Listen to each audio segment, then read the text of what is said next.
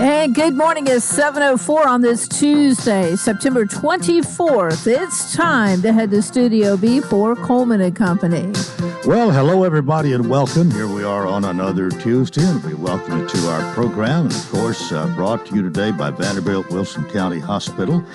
We'll start out as we usually do on this particular Tuesday when we'll feature the city of Mount Juliet, bringing you a health minute from Vanderbilt Wilson. Recent studies have shown a drop-off in cancer screening during the first year of the pandemic has led to an increase in people presenting with advanced cancer diagnosis. This includes breast cancer. Mammograms are a type of screening test used to look for and diagnose breast cancer. They can detect signs of breast cancer early when it is highly treatable.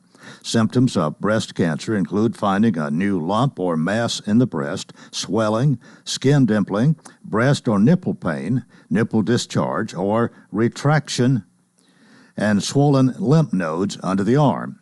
Even if you aren't showing symptoms of breast cancer, or if you don't have a family history of breast cancer, you still need to get a mammogram each year if you are 40 and older. If you have a family history of breast or ovarian cancer, you may need to start screening earlier.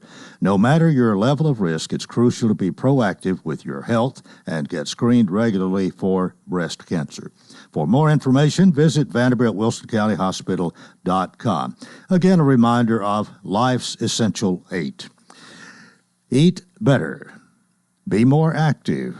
Quit tobacco. Get healthy sleep. Manage weight. Control cholesterol, manage blood sugar, and manage blood pressure. And a reminder now of an event coming up this September 27th at the Rural Hill Farm, 9400 Couchville Pike in Mount Juliet. This will be from 6 to 9 p.m. It's called Sips and Sounds of September with hit songwriters. And this is the third annual Sips and Sounds of September, co-hosted by Wilson Rides, Inc. and the Mount Juliet Breakfast Rotary Club. It's a fun, relaxing end of the summer evening filled with singer-songwriters in the round, silent auction, live music, heavy hors d'oeuvres, and lots of great sips of different kinds. And again, all proceeds will benefit Wilson Rides, and Vanderbilt Wilson is happy to remind you of this. All right, let's go to the telephone. This morning we're featuring the city of Mount Juliet, and Commissioner Ray Justice is on the line this morning to tell us what's going on in the city, and in particular, last night's Board of Commissioners meeting. Ray, good morning. Good morning, Coleman. How are you? I'm doing well. Good to have you, and hope things are fine with you. Everything is just wonderful. Sitting on the front porch this morning and watching the dog and the deer stare at each other this morning. It's one of the more... Well, it's kind of odd to watch that. They neither one chase each other, thankfully. Well, we could go ahead and get right into last night's commission meeting. Any big headline news coming out of that? No, sir, no headlines at all. We last night had a very it was a short meeting. I think Mayor Mannis told me last night that it was almost a record. We had a 37-minute meeting. So. Well, how much did you get accomplished in 37 minutes? You went through the agenda, no doubt. I'm guessing you did. Yes, sir. We went through the agenda, and like I said, it was brief. We established we have a traffic commission. Then we put the fire chief on as a voting member of the traffic commission, and we had a land use amendment for the Silver Springs community off of Bender's Ferry Road, and that was just a land use amendment. So there's nothing large there. We did have one little piece on here that was interesting, where the mayor has asked us to put to change our elections or to send a resolution to the General Assembly, to the state legislature, to change our methods to voting to a partisan election, where we would have, you had to declare whether you were Republican, Democrat, or independent.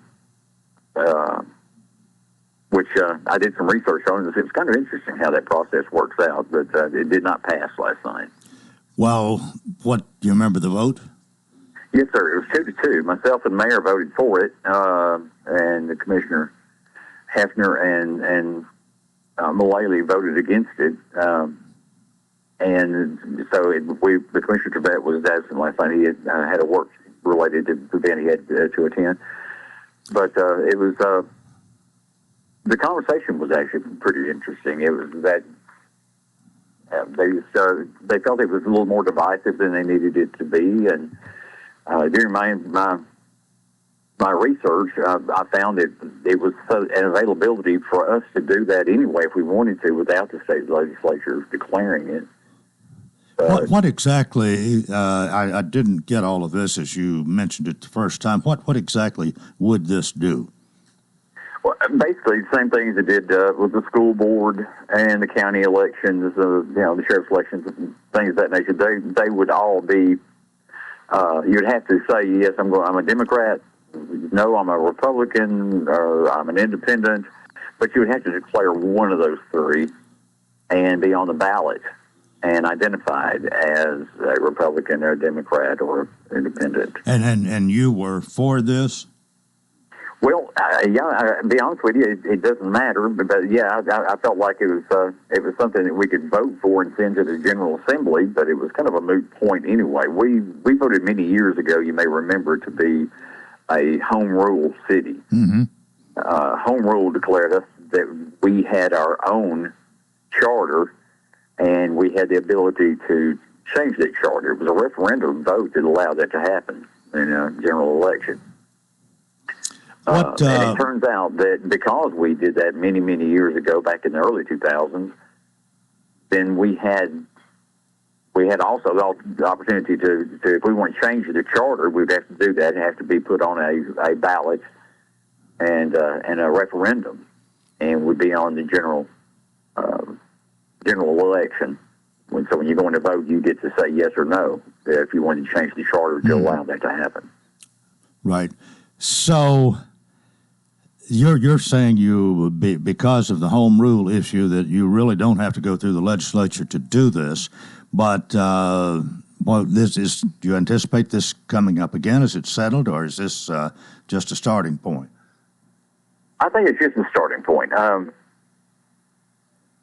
My theory on it is if we've got an opportunity to let the people in Mount Juliet make the decision as to whether they want to do it or not, then they should, we should put that on the ballot. If they want a charter amendment, let them do it.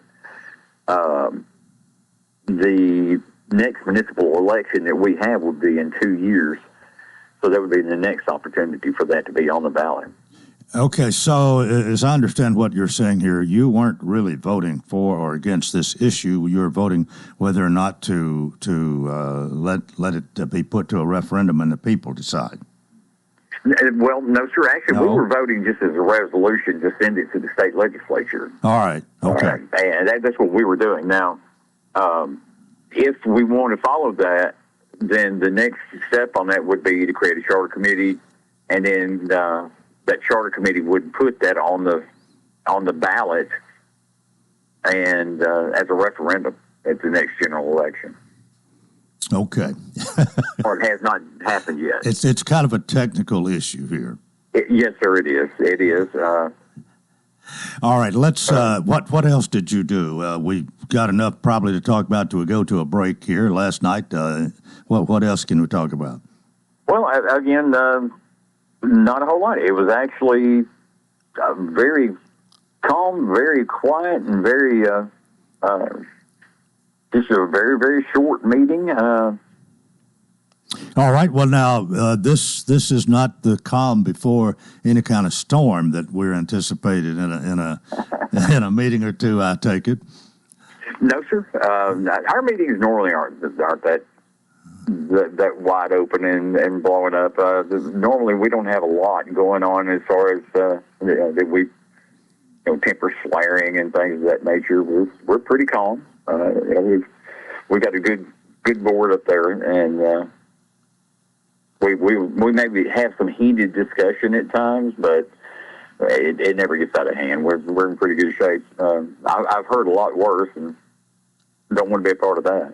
Well, yeah, all of us here in really around Nashville, all the counties are dealing with growth, and that's one of the issues that we've been has been on our plate and on our discussions for a few years now, and it hasn't gone away. There's plenty to talk about in that regard, and we'll probably get some of that after we go to a break here. But Commissioner Ray Justice, City of Mount Juliet, representing District 1, is here this morning with us on Coleman and Company, FM 98.9. And let's see what's happening on the roadways. Thanks to our friends at Bates Ford and the Works Vehicle Checkup. They'll make sure your vehicle is ready for any road. $59.95 up to 5 quarts oil, tax and disposal, tire rotation, and safety check. 1780 Franklin Road. Now at traffic, here's Chuck. Good morning. Wrapping up that accident up in Robertson County near the Portland exit on 65 going northbound. There's been some rain showers go up through there a little bit earlier. Be careful in certain parts of Sumner County, Robertson County on 65. Traffic's building pretty good. 24 westbound out of Murfreesboro, Rutherford County up through the Antioch area. Princess Hot Chicken now has new items on the menu. Check them all out today. Order online. It's easy. PrincessHotChicken.com. I'm Commander Chuck with your on-time traffic. The refreshing cool after coming in from a hot summer day. The perfect temperature to kick off your shoes and relax with a good book. When the weather heats up, a new Rheem AC system will surround your family in total comfort. Are you feeling it? Rheem, the new degree of comfort. Financing available through TVA's Energy Right program and your local power company. Call Randy's Heat and Air 237-3604. Rheem, the new degree of comfort. Where a patient starts their cancer care matters. And here, that means Vanderbilt Ingram Cancer Center, Wilson County. It's Vanderbilt level care without making the drive to Nashville. From screening to diagnosis to treatment and recovery, patients can get all the care they need right here close to home. So now, having the best care team and most advanced treatment is closer than ever. Vanderbilt Ingram Cancer Center, making cancer care personal. And we continue here on this Tuesday morning. Our program brought to you by Vanderbilt Wilson County Hospital. Again, if you just turned our way, thank you. And our guest this morning, Ray Justice from the City of Mount Juliet, representing District 1 on the Board of Commissioners. Well, let's talk about something else this morning. And during the break here, we were talking traffic issues. Traffic with more people, more cars. It's something that we deal with all the time. And we as citizens, we're out on the highways, we're dealing with it. If you're a police officer, especially if you're in the traffic division, you're dealing with it, or highway patrol or sheriff's office. I mean, traffic, there's a lot of people, there's a lot of vehicles out there on the roads. And you have your own unique problems for the city of Mount Juliet, right? Yes, sir, we do. We've got an influx of people that are getting on I-40, and now we've got some issues as well on Lebanon Road. We've done all the engineering for Lebanon Road to be widened from the Park Glen subdivision up to the city limits towards West Elementary School, and we've got all of that handled. We're in the process now of buying right-of-way for that. It's an ongoing process, and we do have unique issues in that we've got 2 5-lane highways in our city that end into 2 lanes. And they're all PDOT highways. They're state highways. They're not ours. Mm-hmm. But we are tasked with helping them fix the problem, and so that's a challenge that we've got.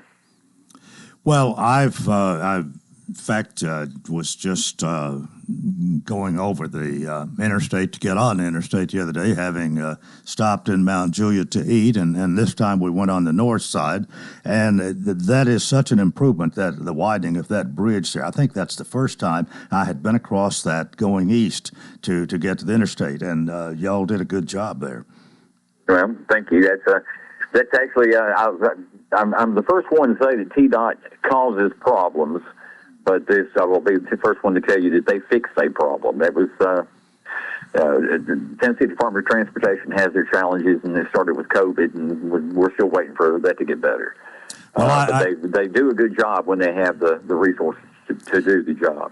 That was, I guess it was their baby to rock, so to speak. But didn't y'all have a role in that, and offered some suggestions maybe for how the traffic should be redone. And it seems, I don't know whether it was that or some other thing that you even put some money into to get it going quicker.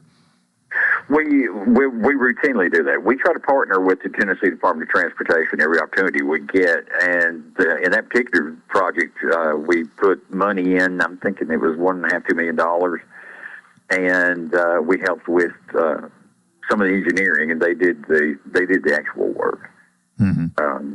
And that's kind of a model that we use. It's the same model that we're using for the Lebanon Road and South Mount Juliet Road widening. And, where we pay for the engineering and we pay for a portion, if not all, of the right-of-way. And then TDOT would come in then and do and pay for the actual construction work. As the traffic flow right now, how... And I know that when we had COVID, when more people were working from home and not as many, it seemed we had a little bit of lull as far. I mean, the highways were still full, but not like they were before. And I think we've gotten back where it's sometimes, like you were talking about, an hour and a half in traffic of a morning for some people. Hopefully that's not in the center of Mount Juliet, but it's something you have to deal with. And I guess you got people offering suggestions. You're looking at ways of improvement all the time, but it's not something you can just wave a stick at, and it takes time to do all this. Yes, sir, it does, and I don't believe it takes near as much time sometimes as TDOT takes, and not sure what the root cause is. I do understand that they have 95 counties and 450 or so cities in this state, and everybody's got their own unique problems, and I understand they have to address those as well. None of them are growing to the degree as fast as we are, anyway. Lebanon Road itself, is a 5-lane highway in the city limits, and then it bottlenecks down to 2 lanes, and that's down near West Wilson Utility District in that area. We've done the right-of-way. We've done, or not the right-of-way, but we've done the engineering at Benders Ferry Road and Lebanon Road, and we're just waiting for TDOT to fund the project, and they've not done that. We've done the engineering, and they've started on the right-of-way, buying the right-of-way for the project over on South Mount Juliet Road, going toward Central Pike. Again, we're waiting for the widening portion to take place.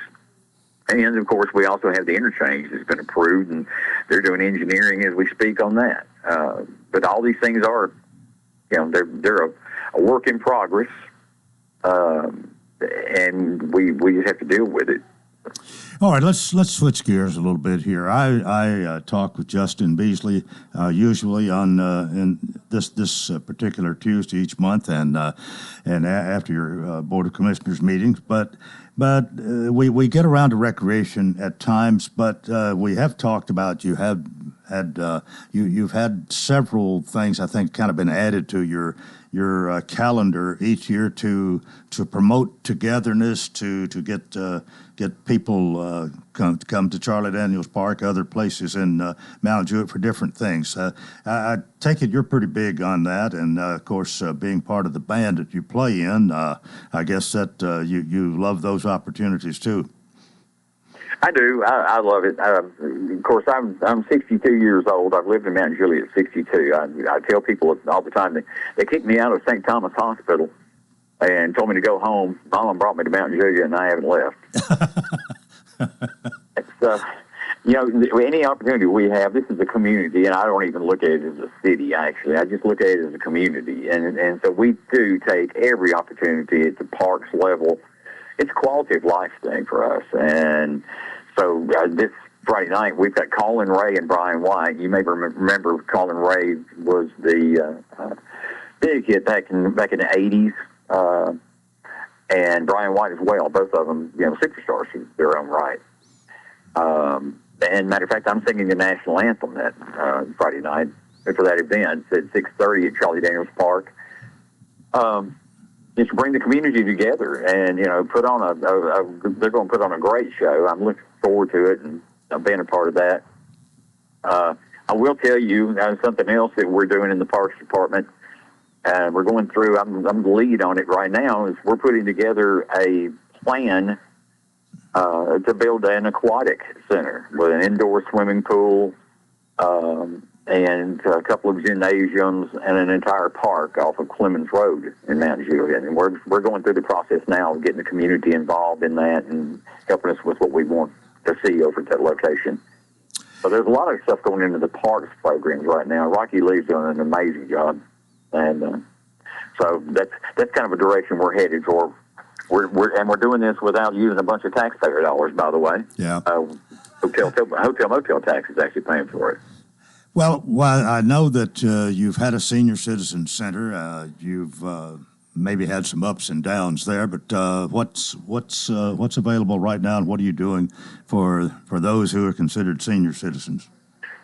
The Senior Citizen Center, they have been, and they are a isolated group because they've been self-sufficient. They took care of themselves, and their dues took care of things. They owned the building, but it was small. They had outgrown it. So what we've worked out at this point is to partner with them and for them to go into the old police department when the new one is built, which we're in the process of right now. So Rocky and the Parks Department would share that building, the old police department, with the seniors, and give them a lot more room for their meetings and events and activities that they have at Charlie Daniels Park. There was a purchase of a building on Charlie Daniels Parkway as well, and I think they're actually still working through the uses on it. So that whole Parks Department, the activity center, the Seniors Activity Center, and things of that nature, all of that are going to be located in one spot, and that would be on Charlie Daniels Parkway. So there's a lot going on over there, and a lot of it is all quality of life stuff that we're promoting and trying to put together so that our seniors have a place to go and our kids have a place to go, and it just works out better for everybody. So I'm really happy about all the activity. All right, I want you, if you can and will do this, think back the last how things were 5 to 10 years ago, improvements that have come along during that period of time, the last 5 to 10 years, and then think ahead for the next 5 or 10 years, and we can talk about where we've come in the last 5 or 10 years and where you would like the city of Mount Juliet to go in the next 5 or 10 years. Well, we can sit and talk about traffic all day long, where we were, where we are. Traffic has been a problem for many years. It's not going to go away. Andy Barlow used to tell us, well, if you're sitting in traffic, you are traffic. And I thought that was hilarious. So, we put the traffic out of the way. The things that we concentrate now on are public safety and quality of life. Public safety with our police department, Chief Hamrick retiring, what a wonderful person. And he was a huge loss, but we're very lucky that we had somebody fall right into his shoes with, high morals, good standards with Chief Mullins. And Tyler Chandler right there behind him. So, 5-10 years down the road, I expect to see probably Tyler Chandler as the new chief someday. He is that dedicated to the job. Our fire department did not exist 10 years ago. And we've gone from having a full-blown fire department, from having no fire department to having a full-blown fire department, and now in working emergency services department with ambulances. So we've come that far in our emergency services and our public safety over the last 5 to 10 years. What I anticipate seeing, I will throw in, like I said, the changes in our parks department as they have grown, and we've purchased probably 30, 40, 50 acres of land, and gives us the ability to expand our parks departments and provide more for the community. 10 years down the road, I expect that everything about this will probably have expanded to a large degree out. Emergency services will be probably paying for themselves. Our police department, which is second to none now, I don't see how we could improve We've got the best of the best. I think the quality of life is going to expand into how do we get these roads fixed, and keep doing the things that we do, and we keep doing it at a price that we can do it, because we've only got an 11-cent property tax today. So everything that we do depends on, getting the Costco's and the sales tax dollars to come into Mountain Juliet. All right. Well, Ray, we've come to the end of our time here this morning. Thanks so much for being with us. Appreciate having you. And again, Ray Justice, who is the commissioner representing District 1, the Board of Commissioners for the City of Mount Juliet. So thank you, Ray, and we'll talk to you later. Thank you, Coleman. And that is part one of Coleman and Company, and it's brought to you by Vanderbilt Wilson County Hospital. Stay with us for more right here on FM 98.9. And let's see what's happening on the roadways. Want to thank our friends at Absolute Kubota. High performance, high horsepower, 0% financing is still a thing. Now is the best time to save on new Kubota L-Series tractors, rated number 1 for durability and owner experience in the U.S. Absolute Kubota, 1506 West Main. Now at traffic, here's Chuck. Good morning. Wrapping up that earlier wreck. It's going to be in Robertson County on 65 northbound near Portland. It's not slowing it down as bad as it was, but there's some rain still moving up north of Nashville right now, affecting your drive up and down 65 as traffic continues to build coming in through the Mount Juliet area, leaving Wilson County headed towards Nashville on 40 going westbound over here at Central Pike through Hermitage. Princess Hot Chicken now offers DoorDash, Uber Eats delivery. Order online at princesshotchicken.com. I'm Commander Chuck. You're on time traffic. Welcome to Hearthside Senior Living, Lebanon's unique senior living community designed for seniors to age in place, all within a safe, comfortable, and Christian environment. Beautiful retirement homes designed for an independent lifestyle with maintenance-free living. Hearthside Senior Living also continues the excellent tradition of assisted living for those seniors who need additional services. Hearthside Senior Living, an independent retirement community and assisted living community, all on one campus in the heart of Lebanon. Call 615-443-1994 for a tour. What is your passion? How can you use that passion to enrich your community? Hi, this is Melanie Minter, President and CEO of the Lebanon-Wilson County Chamber of Commerce. Your chamber is the resource for making connections to fulfill your passion. Whether education, nonprofit, agriculture, entertainment, or government relations, Wilson County offers a place for you to be involved. Your chamber connects businesses, individuals, and your passion to the community. We have an enthusiasm for excellence. Join us and catch the spirit. Call or visit our office at 149 Public Square in Lebanon. We'll have partly to mostly cloudy skies today with a good chance of showers and thunderstorms. Highs in the mid-80s. Rain and storms continue for tonight. Lows in the mid-60s.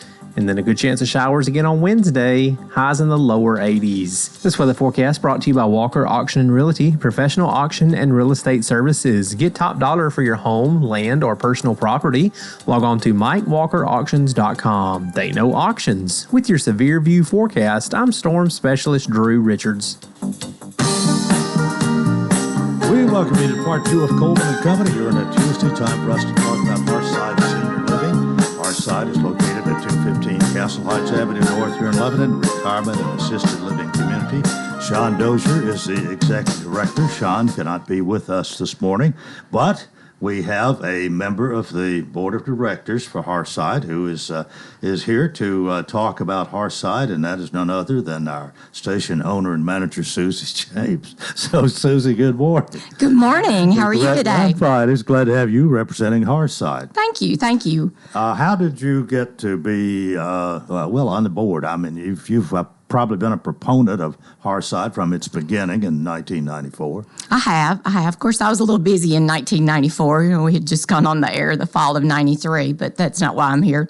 Our church, College Hills Church of Christ, was College Street, actually started Hearthside as a ministry, and it's changed. It's grown through the years and changed into different needs. I think from the first plan, but we will be celebrating 30 years of Hearthside in November. Right. So we're excited about the activities. And so through that relationship, I was asked to be on the board. Well, I could have gone over some notes that I keep in my folder here, but with you being here and on the board and knowing all about this from the very beginning, who better than you to come and talk about it? And you mentioned some changes that have occurred over the years, but I think one of the changes has been that it's grown. Hearthside has grown. It has also started the retirement community several years ago now, which no doubt it took a while, but it's been a great success.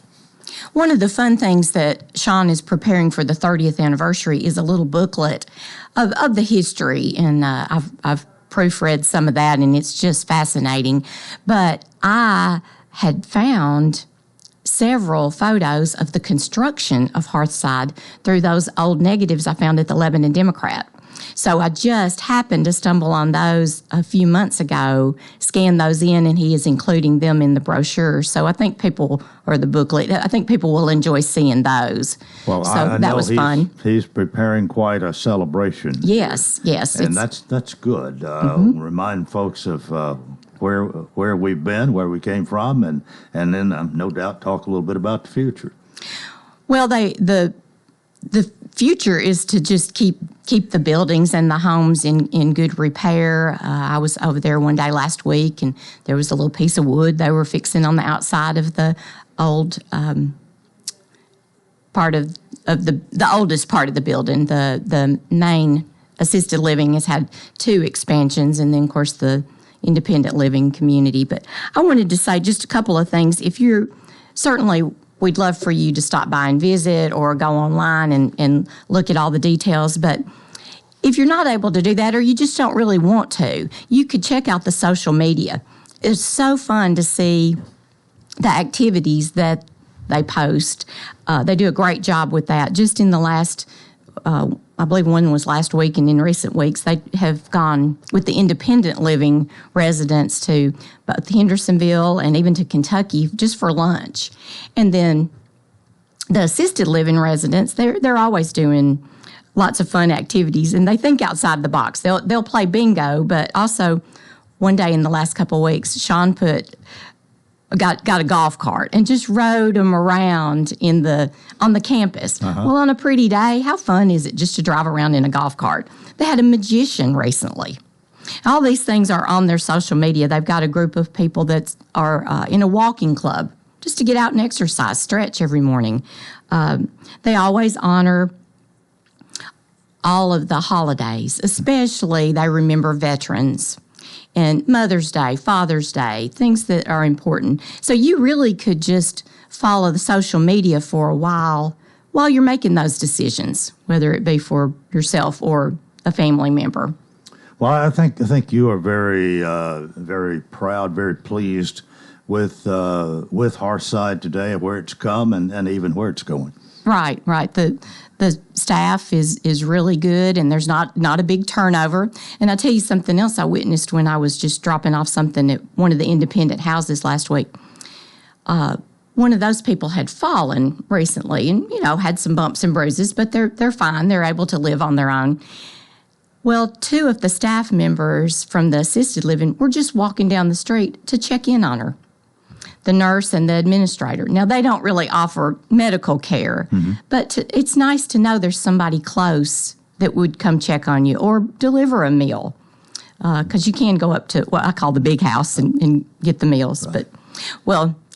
You got anything else? That's all. I have a Hearthside hello, and then you've got a special guest. So I was wondering about a Hearthside hello, and I'm glad you got one. Well, Sean always has a Hearthside hello, and that's the last thing he does. But I actually have 2, since I've never been able to have a Hearthside hello. I received one time. My daughter-in-law, Trish White Bay, it's her birthday today. They are in North Carolina. They don't always listen, but they can listen online, and they may be this morning. So proud of her. So happy birthday and the Hearthside hello to Trish. But Gordon is on his way into the 1st grade at school this morning with his daddy in the car. So my grandson Gordon, my favorite 1st grader, little redhead, happy birthday. Oh, Happy Hearthside hello, Gordon. We've passed his birthday. We did that for so long. All right. Susie James representing Sean Dozier, the Executive Director for Hearthside Senior Living, 215 Castle Heights Avenue North, right here in Lebanon, Tennessee. You can reach them at 615-443-1994. All right. This morning have a special guest, a candidate for Congress who is running as the Democratic nominee, Miriam, and you're going to have to help me with the last name. Sure, no problem. Abel Fazley. It's like apple and fast. Abel Fazley. Fazl. Yes, sir. All right. Miriam Abel Fazl. Thank you for having me. It's wonderful to be here. Well, tell us a little bit about yourself. People have a choice, of course, on the November ballot. There's a Republican contestant. You're the Democratic nominee, and I think there's some independents. So we want to find out a little bit about you if we can this morning. So tell us about yourself. Thank you so much. I'm a native Tennessean, born and raised. I was born in Baptist Hospital, which was what it was called at the time. Now it's St. Thomas West, I believe. I daughter of two small business owners and part of a very big family here in District 5. I am a single mother of a 6-year-old son, so he's my favorite first grader. Just a real love for this state and for this area, honestly. I, have spent my life having the honor to do some incredible things. One of those was going to the UN in Afghanistan, and when I was 24 years old, I got the incredible opportunity to go help rebuild their irrigation infrastructure there. It was, if you remember, 2003 was right after we got in there and got, sort of put the Taliban to the side. And so the people were very hopeful. There was a lot of room to make a huge impact. And I hit the ground running as a young person who could speak the language. And we, managed to procure a $75 million loan with all the different countries and the World Bank, and really, rehabilitate a totally bombed out building and start a training unit and really get them clean water through rebuilding their infrastructure. So dams, hydrology units, all the above. It was a very powerful year. After that, I went to Columbia University to study public economic policy management and public administration as my master's. And then I worked in the Middle East for about 10 years, really building online training centers, basically, for teachers, for women entrepreneurs, for student leaders, and then spent time in the region, some years 100,000 miles, working for a U.S. nonprofit, really working with folks that were fighting for democracy in their countries. They were asking me a lot about how American democracy works, how American civil society works. So for me, it was also kind of a PhD in our own country and how we flourish as a democracy. And that was an incredible experience. And then I came back to raise my son here because I loved growing up here. And in 2018, and I worked at the city level at the Metro Human Relations Commission, which is a commission that was set up across the country after 1964, after the Civil Rights Act, to make sure to kind of hold the dignity of city government. And so we work very much on anti-discrimination issues, whatever complaints might come in. And I worked at the state level, working on reproductive issues and also domestic violence, and then quickly got involved in the gun responsibility movement and started my own organization, and now I'm here. Why are you running for this congressional seat? I think it's my main reason is I believe that the people of District 5 deserve more than what they're getting right now. I would love to provide to them honest representation. I want to get there and work on 3 main issues. I want to work on gun responsibility. So obviously, I'm not interested in taking anybody's guns away. Tennessee is full of responsible gun owners. That's not the problem. The problem is those that are not responsible gun owners. So getting a safe storage bill passed would be excellent, possibly a background check bill passed. So that's one of the reasons. The second is I would love for women to have access to health care, to be able to be safe while being pregnant. So whatever we can pass there, just a very basic law that would allow them to have access to that. And the third would be mostly, and this is probably the biggest area, is to make sure that everyone's thriving in our district. We are growing. We have incredible economic growth. I love that. I've been to towns across the country that are not growing like we are, that haven't had investment like we are. And just to make sure that everyone's thriving, everyone's having a chance to thrive. Our small businesses are getting the supports they need. Our first-time home buyers are getting the supports they need. Making sure our communities are being invested in. And I can talk about that more. But that's kind of one of the... Well, we've got to go to a break in a couple of minutes here. But let me ask this. When you're in the House of Representatives, yes, you're sir. one of, 435 people, I guess, and Indeed. You have a lot of national, international issues to be concerned about. You also are representing a district here, in this case, in Tennessee, which does one take precedence over the other? I mean, you're concerned about national, international issues. You're concerned about the folks back home. How do you separate that, or how do you deal with it? They all have to help folks back home. Everything that we do has to help the folks back home. So if we're dealing internationally, it's largely to maintain peace and maintain the thriving of countries so that America is safe and at peace as well. District 5 is, like I said, my real concern is making sure we're all doing well down here, incentivizing businesses that are doing the good work, and hiring employees, making sure employees are doing well and being able to pay for their families. District 5 is my precedent. I'm a House of Representative. I'm not a president. I'm going to represent this district. So I put about 21,000 miles on my car running around learning what people want and what they need. And as you know, it's rural, suburban, and urban. And so there are a lot of disparate views, but I'm very committed to understanding what those views are. Now, can I represent all 500,000 voters and everything that they want? No. And we can't have the perfect be the enemy of the good, but I think we need someone that's going to try to do right by everyone. And one major way that I want to do that, maybe we talk about it after the commercial break, is making sure we're not getting double taxed and getting our income tax money down to the district. All right, we'll take a break right here. Marianne Abel Faisal is my guest this morning, candidate for District 5 Congress, and more coming up on Coleman and Company FM 98.9. And let's see what's happening on the roadways. Thanks to Bates Ford, get that regular oil change, $39.95 up to 5 quarts oil. Tax and disposal, $17.80. Franklin Road.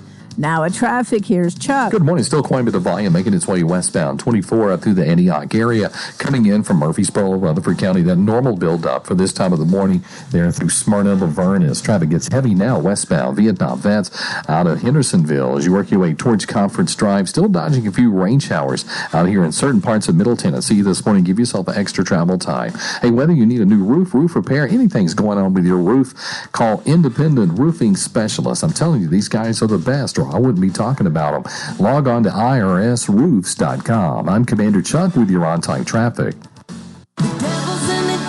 Hi, I'm Kelly Archer, and I'm excited to invite you to the 3rd annual Sips and Sounds of September, benefiting Wilson Rides. Join us on Friday, September 27th for an unforgettable evening of music, drinks, and musical poetry. It's all for a great cause, helping older adults in Wilson County. Get your tickets now at wilsonridesinc.org or call 615-622-5557. Hope to see you there. Are you facing a challenging time that you need help navigating? Well, look no further than your local law firm of Kane & Crowell. At the offices of Kane & Crowell, we understand the complexities that come with family law matters. Whether you're going through a divorce, working through child custody or support matters, or needing a will or trust drafted to protect your family assets for future generations. Kane & Crowell, 615-784-4800. Your local leaders in family law matters. Well, again, thanks for joining us here on a Tuesday. My guest this morning on the second half here is Miriam Apple Faisal, who is a candidate for District 5 Congress. So picking up kind of where we left off here. There are a number of issues. We won't have time to get to them all. But so far, how has response been? You're the Democratic nominee. How you feel your campaign is going at this point? Well, honestly, I feel very encouraged and inspired by everyone I've met on the campaign trail. Folks that weren't necessarily my voters, folks that aren't necessarily sure who they're going to vote for, but who have been open and honest with me about what they're needing, what they're struggling with, what they believe our representatives should be doing. And I have loved really coming together with all kinds of folks on this. It is really important to me that we get this representation back. It's also really important to me that people feel heard. Like I said earlier, it's not that you can necessarily get everyone's opinions and then take that to Congress, but it's important as someone that wants to represent that you hear it all out. And that's what I've really enjoyed. I've been all across the district from Wilson County down to Murray County and everything, Marshall and Lewis and Williamson and Davidson and in between. And we're still doing that. We have a town hall in Antioch on October 2nd. We had another one a couple of weeks ago. I was up knocking doors in Lebanon on Saturday morning, and I'm hearing it all. And I appreciate everyone really believing in me and having faith in me to share their opinions and to really consider who they're going to vote for. There's some issues that have been expressed many times, and one of them has to do with border control, with the influx of people coming across, especially the Mexican border, into this country. Where they go, how we deal with them. How do you feel about that? Are you for a closed border? You want an open border? What do you think? Well, I think we've made a lot of mistakes. I think we have ignored and avoided the overhaul that is needed in our system. Our system is created for a very different time and a very different place. Our issues now are very different and much more accelerated. I do believe, in December we saw 300,000 folks come to that border. Those are really, really unprecedented, very high numbers. I've looked at this really closely. There was a decent bill. I believe it had bipartisan support back in December. A lot of it comes down to nuts and bolts, which is what I'm interested in. Do we have the ability to even address this problem? Do we have the personnel? Do we have the judges? Do we have ways to adjudicate it?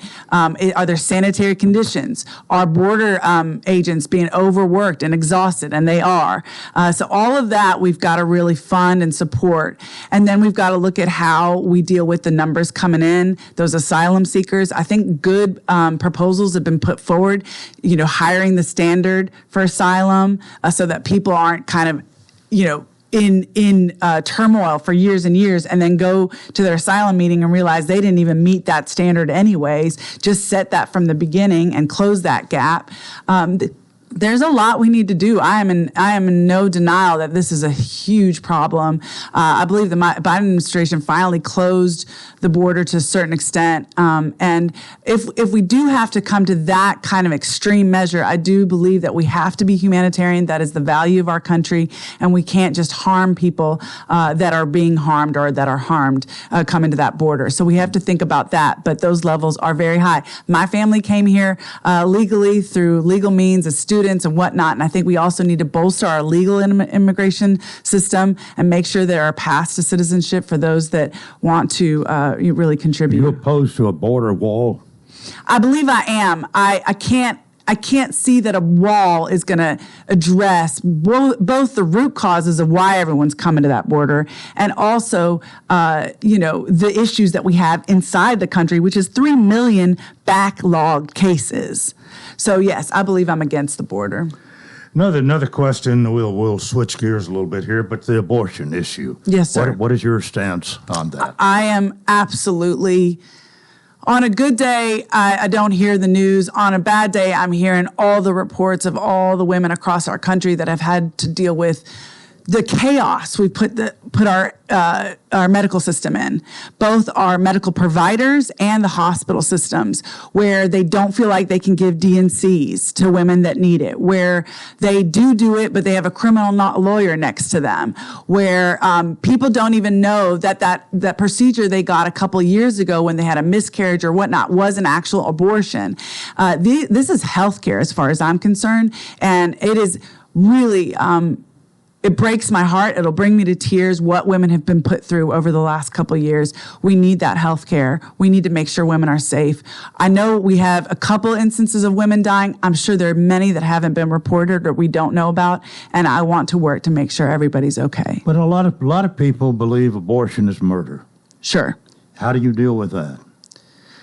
I believe that the majority of those are, the ones that we're seeing now, a lot of them is healthcare. That baby is non-viable. That baby is sitting in their belly, possibly causing other organs to stop working. And we cannot draw this broad brushstroke and act like we're medical professionals when we're not. Neither you nor I nor many people in the legislature, and act like we understand this. To bring it down to one simple issue of murder, I feel like is simplistic and used for political gain. What about? We've heard this, and there's controversy about it. It came out in the presidential debate recently as to whether it is or not. But most news reports do say that there are some babies that are actually murdered just after delivery, a botched up abortion, I guess, if you will. What do you would you admit that some of that happens from time to time? I cannot honestly even understand what that could possibly mean. I don't even want, what are we saying? What are we saying? Are we saying that a woman carried, I'm sorry, as someone who has done many things in my life, and having my child and 38 hours of labor was the hardest and the most rewarding thing I've ever done, to say that a woman would carry a child to 9 months, name that child by then, probably have a room for that child by then, and then to say that someone birthed that child, that is not a fetus, by the way, that is a baby, birth it, and someone tells the nurse or the doctor to kill it, that is insane to me. Okay. All right, let's talk about something else. The way we elect our president. It's called the Electoral College, and each state has so many electoral votes. There's a school of thought that we ought to just have a popular election. What do you think? That's an excellent question.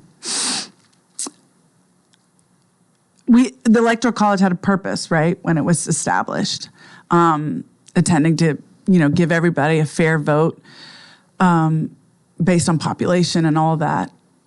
I do think seems that we moved beyond that. We're a different society. To decide a new voting system is a big burden on whoever decides that and how that comes to be. I think that would need to be very judiciously decided because it will impact our elections. It will impact, outcomes. And we know that those are very hot button issues that really get people's emotions riled up.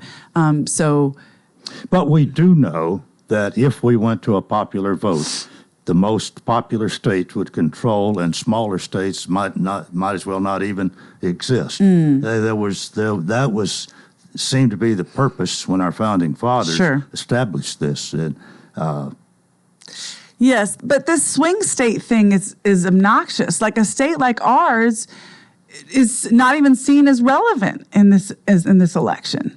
And that's frustrating. I mean, we are relevant, we're important, but it's these elections are fought in like 6 or 7 states, and that's not right either. You know what I mean? So there's got to be some way forward. But 6 or 7 states can't determine our whole. Do we need to have more members to the Supreme Court? Sounds good to me. I'd be supportive of that. Why? I believe the Supreme Court has become politicized. And if we can create some balance there and put more folks on there to create a little bit more competition of ideas, competition of theories, it could be good. Now, even if you put more people, like in our state legislature, you still could get a supermajority, and you will not get that competition of ideas. But that might be one way to bring a little bit more diversity of thought. All right, one more thing, and Yes, I'm sir. going to give you the last minute and a half to kind of wrap it up when Yes, we sir. get to that point. But the other thing that is very troubling to a lot of people is our national debt. 33, 34, maybe $35 trillion Yes, sir. in debt that we owe. Yes, sir. Your feelings about that, what you might try to do to work on it? This has come up as I've talked to many Republicans that are concerned about this. I looked at it, and I'm going to be real honest with you, Coleman. 30% of this is to pay for our population, our aging population. Our budget pays for our aging population. That has increased just even in the last decade. When our Social Security Medicare was created, the lifespan was 67, and now thankfully it goes on much longer. My parents are both in that age group, 80 and 70 years old, and they've worked hard for Social Security and worked into Social Security and for Medicaid for years. So I can't imagine stripping that away from folks as is a proposal right now. I know, so I would not, in good conscience, be able to do that. I do believe that we've got to think about those that are doing extremely well off of American consumers and American labor and work, possibly need to be taxed more. I'm talking about extreme levels. Okay, I'm not talking about 400,000 and below, and I'm talking about even more than that. And then we need to think about cutting costs, just like any good family budget, just like my budget at my home. I had to switch from one grocery store to another to cover my grocery costs because I couldn't afford it anymore. I was not making ends meet. So we've got to cut some things. We definitely cannot cut the support to our elderly population, and we've got to raise some taxes for folks that can handle All right, it. we're out of time, but I'm going to give you a minute here to summarize your campaign. Tell us why you should be our next representative in District 5. I appreciate it, Coleman. I think the most important thing for me right now is that we are being double taxed. We have a ton of money as income taxpayer, federal income taxpayers, at the federal level that needs to be brought down to our communities, whether it's for wastewater management, whether it's for sidewalks, whether it's for mental health centers, all the things that are ailing us right now, we are going without, or we're getting taxed again locally to handle, because it's like we don't have representatives right now that really believe in that fight for that money up there that exists. And I'm not talking about pork barreling. I'm talking about existing money that we could bring down. And the thing is, there's an ROI with that. There's a return on investment. If we invest in our economic growth, we will grow more. If people do well, we know empirically that when people do well in our communities, when their businesses do well, when they buy their home, they invest in their communities. And we've all felt that. That's what makes our society strong, is when everyone is doing well and investing, when they're starting that business, when they're concerned with their school, when they're concerned with their sidewalk and their wastewater management. That's when we do well. And there is so much resources that we have paid into as income taxpayers that I want to fight to bring back down to our district. It is not happening. I understand sending a representative up there to fight the other side on regulation and all that stuff. I get that. But that can result in inaction, and that's what's going on right now. It's inaction because we've got 100 bills that did nothing, and we have no money to show for it in our district. And there's a serious ROI for that. So thank you so much. Well, thanks for being with us today. Miriam Abel Faisal, candidate for District 5 Congress, and that is it for a Tuesday. Hope you'll join us tomorrow for Coleman and Company. Till then, I wish you a terrific day.